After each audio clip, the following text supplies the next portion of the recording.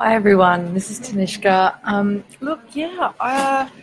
There's an influence that's certainly been having an effect on me that I recognise, and that is great timing. The coffee machine started up.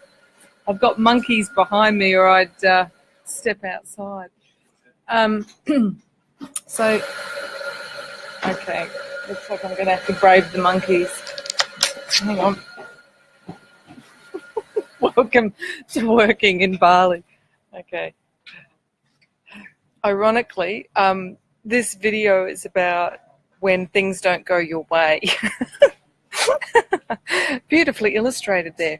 So, look, we've got a fixed star called Zosma, and it is going to be conjunct this full moon that we're coming up to this Friday on March the 1st for those that are on the eastern side of the date line, March the 2nd for those who aren't. So what that means for us is that whilst this full moon is in the sign of Virgo, so it's going to be highlighting issues around health, around work, and how those two interrelate. So if you're somebody that neglects your health because you're so busy taking care of, trying to earn a living or look after everything and everybody, then you may well find that you have some sort of a health issue come up this full moon, or certainly this lunar month.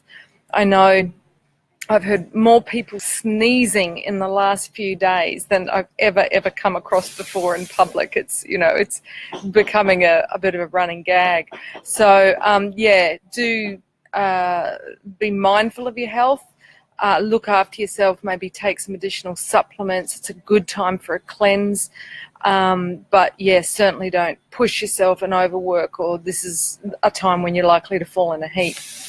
But getting back to the theme of Zosma and not getting what you think should be happening, this can result in us feeling what I call an existential grief.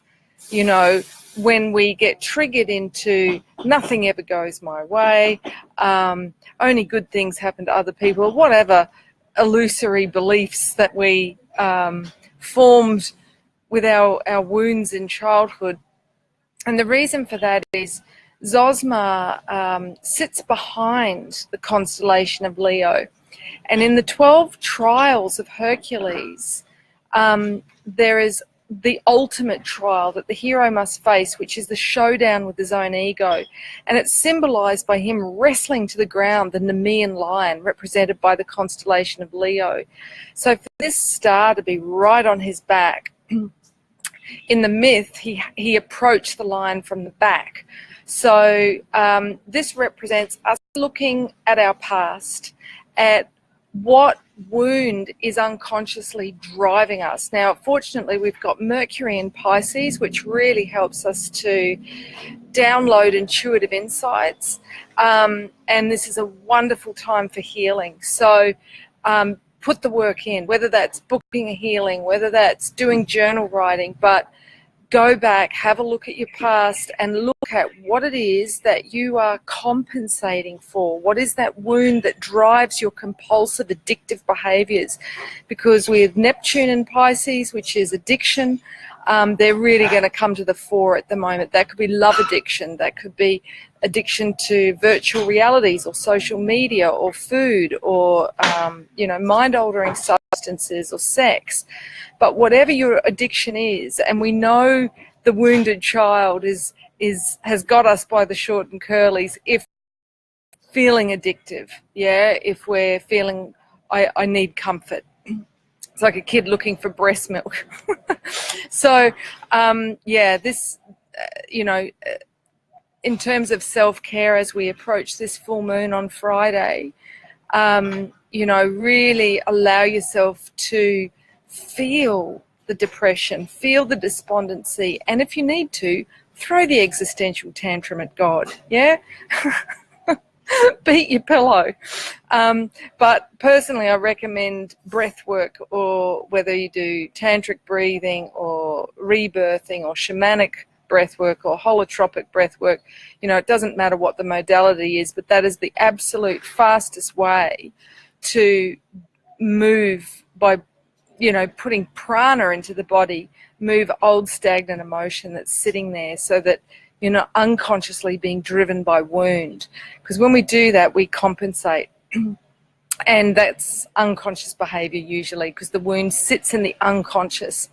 The other thing that we can do to help ourselves at this time is to access the subconscious. So between the waking world, so between the conscious mind and between the unconscious, when we're knocked out cold or asleep, we have that state when we're, you know, like dozing between the worlds, you know, sleepful, wakeful, and you might find that you are waking up sort of before dawn. I know I am, for an appointment with my soul to review. So if you are, don't get all hissy-fitty about, you know, getting woken up by catalysts or things. This is an opportunity to just, you know, drift between that bridge between the waking and sleeping state and access insights into your wound so that it's no longer unconsciously driving you. So I hope that's helpful. Yeah, exercise, extreme self-care. Draw upon the strengths of Virgo, the sign of this full moon, which is healthy routines. So, you know, if you do yoga or if you don't, maybe it's time to start. It is actually a really good time to anchor new healthy routines. Eat the sort of foods that you know are going to support your vibration, not to sink down into your lower 3 chakras. And, you know, so you're not feeding that pain body.